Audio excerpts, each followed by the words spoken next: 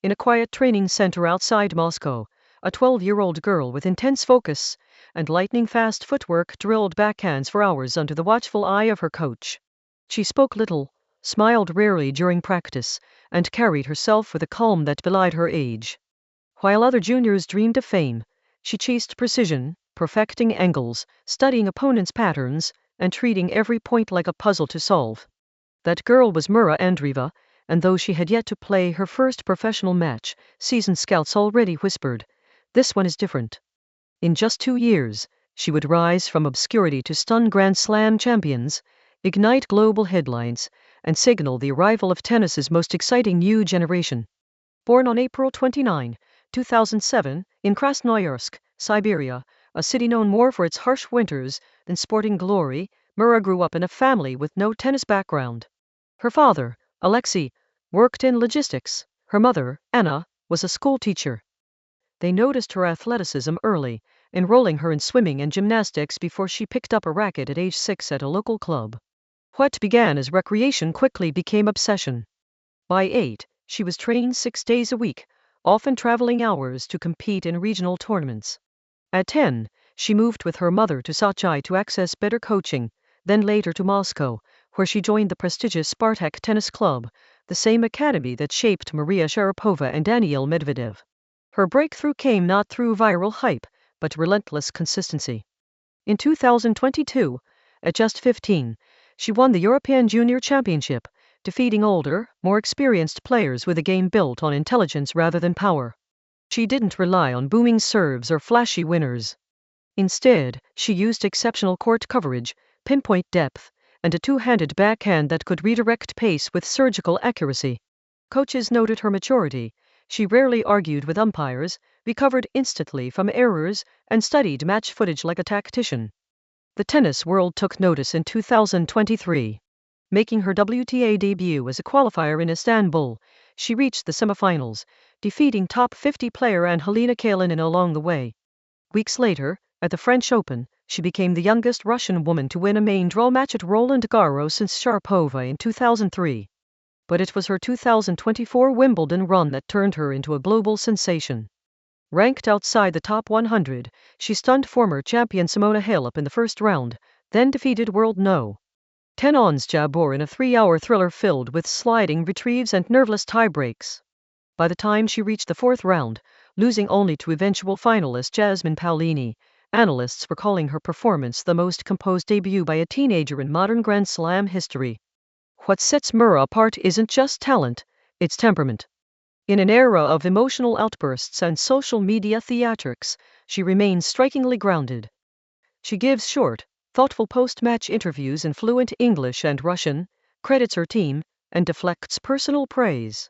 Off the court, she reads classic literature, listens to classical music to calm her nerves, and avoids smartphones during tournaments. Her coaches describe her as quietly ambitious, driven not by trophies, but by mastery. Her rise has been accelerated by smart career management. Rather than chasing rankings through minor tournaments, her team prioritized gradual development, limiting her schedule to protect her physically and mentally. She trains under Mikhail Elgin, a former ATP player known for building strategic baseliners, and works with a sports psychologist to maintain focus under pressure. Nutritionists, physiotherapists, and language tutors round out her support system, a holistic approach rare for someone so young. Despite her rapid ascent, she faces unique challenges. As a Russian athlete, she competes under a neutral flag due to the ITF's restrictions following the 2022 invasion of Ukraine.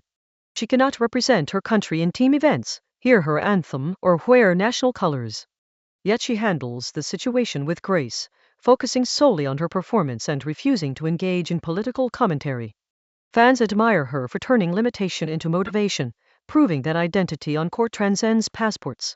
Off the court, she lives modestly with her mother in Monte Carlo, where many elite players train. She attends online school to keep up with academics, insists on doing her own laundry, and sends handwritten thank you notes to tournament volunteers. She idolizes Rafael Nadal not for his titles, but for his humility and work ethic. When asked about role models, she names Iga Swiatek, not just for her tennis, but for her mental resilience. Brands have taken notice. Though she avoids flashy endorsements, she signed a long-term deal with Nike and uses Wilson rackets, partnerships based on performance, not personality.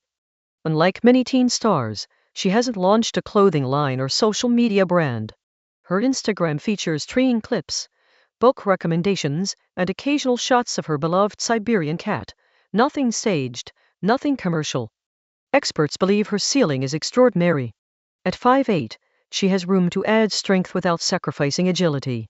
Her serve, once a weakness, has improved dramatically, now regularly hitting 170 km/h.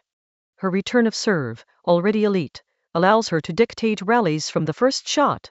Most importantly, she possesses what coaches call tennis IQ, the ability to adapt mid-match, exploit weaknesses, and stay emotionally steady in high-stakes moments.